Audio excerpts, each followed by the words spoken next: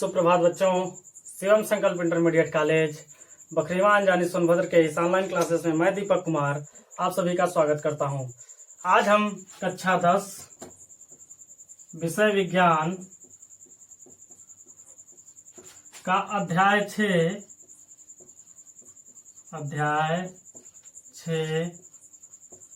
जैव प्रक्रम का भाग 6 पढ़ेंगे। हमने भाग 5 तक पढ़ लिया है। इससे पहले वाले भाग में हमने ये पढ़ा था संवहन के बारे में। संवहन के बारे में हमने जाना था कि रुधिर के बारे में जाना था। रुधिर किस किस चीजों से मिलकर के बना होता है। रुधिर प्लेटलेट्स के बारे में जाना, आरबीसी सेल्स के बारे में जाना, डब्ल्यूबीसी के बारे में जाना हमने। इसके बाद अब हम जानते हैं थोड़ा सा रुधिर में जो सहायक कोशिकाएं होती हैं, धमनी और शिरा, इनमें थोड़ा हम अंतर जान लेते हैं, धमनी और शिरा। इसके बाद हम देखेंगे मानव में किस प्रकार का परिसंचरण कैसे होता है। परिसंचरण तंत्र जो होता है, दोहरा परिसंचरण देखेंगे हम। ठीक है, धमनी और शिरा। धमनी जो होता है, सीधा सीधा समझिए, धमनी जो होता है वो लाल रंग का होता है, एकदम सीधा और आसान। धमनी किस रंग का होता है? लाल रंग का। शिरा जो होता है वह नीले रंग का होता है, नीले रंग का होता है। धमनी और शिरा अगर हम सामान्यतः कहते हैं कि धमनी है क्या और शिरा क्या है, तो धमनी जो है और शिरा ये दोनों हमारे शरीर में जो नसें हैं वही तो है।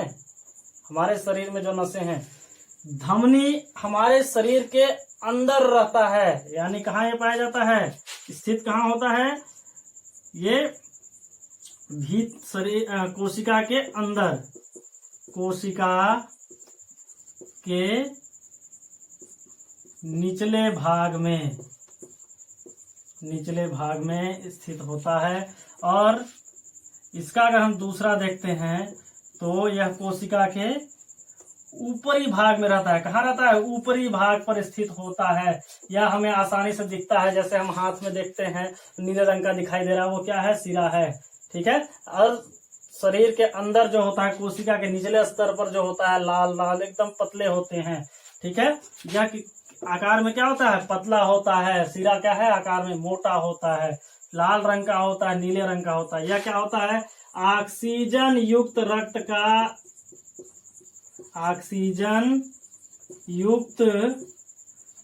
का वहन करता है। ध्यान दीजिएगा, यह ऑक्सीजन युक्त रक्त का वहन करता है। ऑक्सीजन युक्त रक्त का वहन करता है कौन? धमनी। ध्यान दीजिए, धमनी जो है ऑक्सीजन युक्त रक्त का वहन करता है। यह क्या करता है? अनऑक्सीजन युक्त अनऑक्सीजन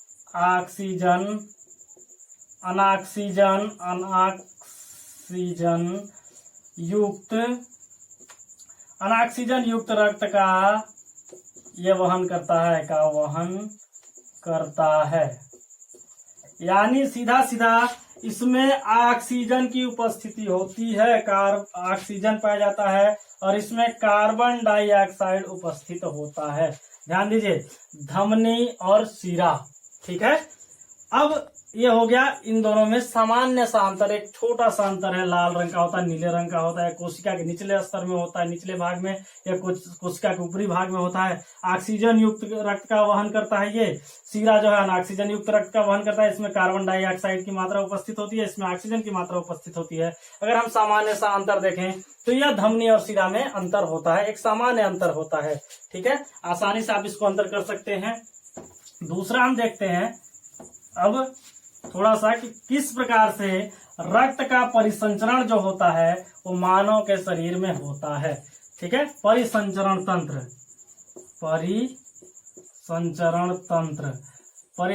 तंत्र मानव में जो होता है, ध्यान दीजिए, दोहरा परिसंचरण तंत्र होता है।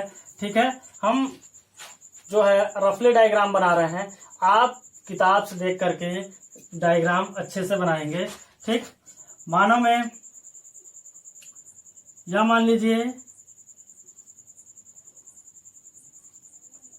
यह मानव का फेफड़ा है। क्या है? फेफड़ा। दिमाग में आएगा कि वहन तंत्र में फेफड़ा कहाँ से आ गया, ऐसा कुछ नहीं है, आगे हम देखते हैं। ठीक है, यह मानव का फेफड़ा है, यह क्या है? हृदय है। ठीक है, ध्यान समझिए, फेफड़ा, हृदय। ठीक, ये क्या हो गए? सभी अंग, शारीरिक अंग, शरीर के सभी अंग हो गए। किसके अंग? शरीर के, शरीर के सभी अंग हो गए। ठीक है, शरीर के सभी अंग। ठीक, हृदय, फेफड़ा, शरीर का, यह एक संकेतक है। संकेत के रूप में ही यह चित्र है। इसको आप किताब से बेहतर एकदम ढंग से सुंदर और स्वच्छ बनाएंगे।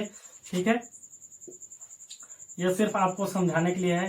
हृदय जो है इसे हम कहते हैं महाधमनी। महाधमनी,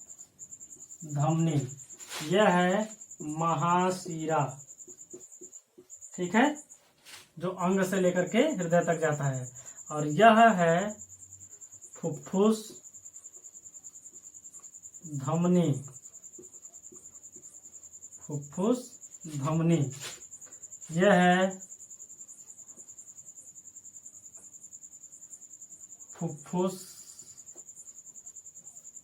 शिरा।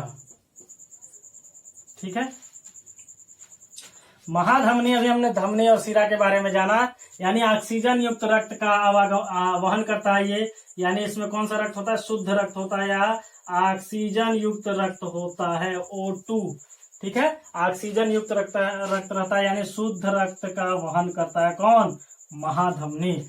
महाशिरा में अशुद्ध रक्त होता है, यानी कि ऑक्सीजन युक्त, अनऑक्सीजन युक्त होता है, कार्बन डाइऑक्साइड युक्त होता है। यह फुफ्फुस शिरा जो होता है इसमें अशुद्ध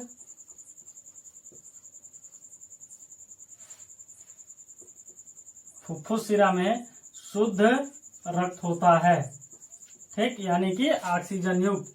फुफ्फुस धमनी में अशुद्ध रक्त होता है, अशुद्ध रक्त होता है। अब देखिए, यह हमने एक सामान्य सा संकेत का डायग्राम हो गया। इस चित्र के अनुसार हम देखते हैं हृदय जो है वह हमारा परिसंचरण तंत्र का मुख्य भाग है। कौन? हृदय। महाधमनी जो है शुद्ध रक्त का वहन करता है।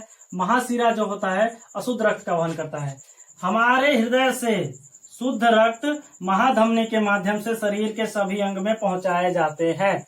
ठीक है, जो लाल रंग की हमारे शरीर में नसें हैं, महाधमनी है, धमनी है, वह शुद्ध रक्त, ऑक्सीजन युक्त रक्त को कहाँ पहुंचाती है? सभी शरीर के सभी अंगों में। शरीर के सभी अंगों में वह पहुंचाने का काम करती है। शरीर के सभी अंगों से जो अशुद्ध रक्त बच जाता है वह अशुद्ध रक्त महाशिरा के माध्यम से कहाँ जाता है? हृदय में जाता है। हृदय से यह अशुद्ध रक्त कहाँ चला जाएगा? फेफड़े में चला जाएगा। फेफड़े में ले जाने के लिए फुफ्फुस धमनी जो होता है वह उत्तरदायी होता है। ध्यान दीजिएगा, फुफ्फुस धमनी में अशुद्ध रक्त पाया जाता है। हमारे ध्यान में आता है नहीं, धमनी जो है उस धमनी में तो शुद्ध रक्त होता है। यहाँ भी धमनी लिखा हुआ, फुफ्फुस धमनी। तो आपका अगर क्वेश्चन आ जाए कि फुफ्फुस धमनी में कौन सा रक्त प्रवाह होता है, तो आप सीधे कह देंगे कि शुद्ध रक्त। ऐसा नहीं है, फुफ्फुस धमनी जो है वो अशुद्ध रक्त का वहन करता है। कहाँ से? हृदय से लेकर के फेफड़े तक। ध्यान दीजिएगा, धमनी जो है महाधमनी वह शुद्ध रक्त का करता है। फुफ्फुस धमनी जो है शुद्ध रक्त, यानी कि यह ऑक्सीजन युक्त रक्त नहीं होते हैं। फेफड़े में जैसे ही यह शुद्ध रक्त जाता, अशुद्ध रक्त जाता है, हम श्वसन क्रिया के दौरान जो ऑक्सीजन ग्रहण करते हैं वह ऑक्सीजन इस फेफड़े में मिलता है अशुद्ध रक्त से, वह शुद्ध करता है। और यहाँ से शुद्ध होने के बाद वह कहाँ चला जाता है? फुफ्फुस शिरा के माध्यम से पुनः हृदय में चला जाता है। यानी एक बार परिसंचरण यहाँ से हृदय से लेकर के हृदय तक हुआ, फिर यह फेफड़े से लेकर पुनः हृदय तक हुआ। यानी दो बार जब यह परिसंचरण तंत्र हो जाता है, इसी तंत्र को हम कहते हैं दोहरा परिसंचरण तंत्र या द्विसंचरण तंत्र भी कहते हैं इसको। फुफ्फुस शिरा में शुद्ध रक्त होता है। ध्यान दीजिएगा, शिरा के नाम पर आप कंफ्यूज मत होइएगा कि नहीं यहाँ पर शिरा है, महाशिरा है। महा हटा दीजिए, सिर्फ शिरा लिखिए। यहाँ भी महाधमनी हटा दीजिए, सिर्फ धमनी लिखिए। ठीक है। शिरा है, शिरा में है तो फुफ्फुस शिरा हो तो अशुद्ध रक्त हो जाए, ऐसा कुछ नहीं है। फुफ्फुस शिरा के अंतर्गत अशुद्ध रक्त नहीं शुद्ध रक्त होता है। धमनी है, फुफ्फुस धमनी है तो फुफ्फुस धमनी में हम धमनी देख करके शुद्ध रक्त नहीं कह देंगे, इसमें भी अशुद्ध रक्त का आवागमन होता है। यानी फुफ्फुस धमनी जो होता है वो अशुद्ध रक्त का वहन करता है। धमनी जो होता है वो शुद्ध रक्त का होता है, यानी कि ऑक्सीजन युक्त रक्त होता है। इसमें ऑक्सीजन युक्त नहीं होते हैं रक्त। फुफ्फुस शिरा में ऑक्सीजन युक्त रक्त होते हैं, लेकिन सिर्फ शिरा की बात करें या महाशिरा की बात करें तो उसमें अनऑक्सीजन युक्त रक्त होते हैं। यह नीले रंग का नहीं होता है, ठीक है। धमनी किस रंग का होता है? लाल रंग का होता है, और शिरा नीले रंग का होता है। इससे पहले वाले वीडियो में हमने देखा था, ठीक है। इसके बाद हम आसानी से समझ गए कि द्विसंचरण या दोहरा परिसंचरण तंत्र हम इसको कह सकते हैं। क्यों? क्योंकि हृदय से एक बार सभी अंगों में परिसंचरण का तंत्र हुआ और यह फिर हृदय में जाता है, यानी एक बार हुआ, ठीक है। यहाँ से जाकर के एक बार यह सर्किल हुई, फिर यह फेफड़ों से ले जाकर के फिर से पुनः हृदय में आया, यानी यह सर्किल कितनी बार हुई? यह प्रक्रिया 2 बार हुआ, इसीलिए दोहरा परिसंचरण तंत्र इसे कहते हैं। और मानव में जो होता है वह दोहरा परिसंचरण तंत्र होता है। एक बार फिर से ध्यान दीजिएगा, फुफ्फुस शिरा के अंतर्गत शुद्ध रक्त, फुफ्फुस धमनी के अंतर्गत अशुद्ध रक्त, धमनी के अंतर्गत शुद्ध रक्त और शिरा के अंतर्गत अशुद्ध रक्त का वहन होता है। यह मानव परिसंचरण तंत्र था।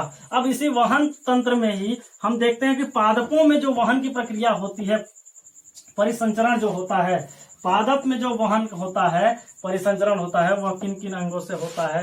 पादप में हम देखते हैं, यह मान लीजिए एक पौधा है, इस पौधे से हम देखते हैं, यह हमारा एक सामान्य सा पौधा हो गया। सामान्य से पौधे के अंतर्गत इसमें बहुत सारे क्या होते हैं? पौधे का 5 भाग मुख्यतः होता है, जड़, तना, पत्ती, फूल और फल, ठीक। ये 5 भाग होते हैं। इस 5 भाग में जड़ है, ये जड़ जो है वो भूमि के अंदर होता है, ठीक। वहन तंत्र इसमें कहाँ से होता है?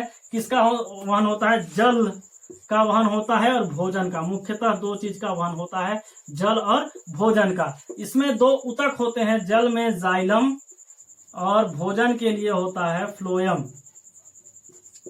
ठीक है। जाइलम और फ्लोएम। जाइलम जो होता है वो जड़ से लेकर के सभी भागों तक जल का आवागमन करता है। जल के आवागमन के लिए जाइलम, भोजन के आवागमन के लिए फ्लोएम।